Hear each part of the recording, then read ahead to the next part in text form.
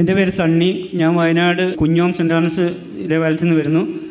ഞാൻ പാട്ടത്തിന് സ്ഥലമെടുത്ത് വാഴ കൃഷി ചെയ്യുന്ന സ്വഭാവമാണ്. എൻ്റെ കൃഷി ചെയ്യുമ്പോൾ പന്നിശല്യം, ഭയങ്കര പന്നിശല്യം. ഒരു പേരന് 10-50 വാഴ ഇങ്ങനെ തട്ടി ആകെ വിഷമിച്ചിരിക്കുമ്പോഴാണ് ഞാനിവിടേക്ക് ഒരിക്കൽ ധ്യാനത്തിന് വന്നത്. താമസമുള്ള ധ്യാനം.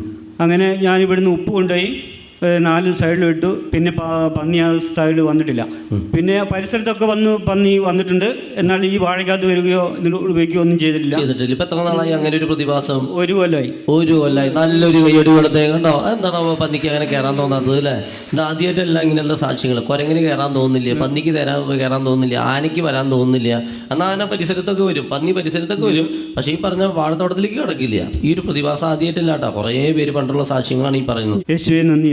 വലിയ സാക്ഷിയാണ് കേട്ടോ. Praise the Lord.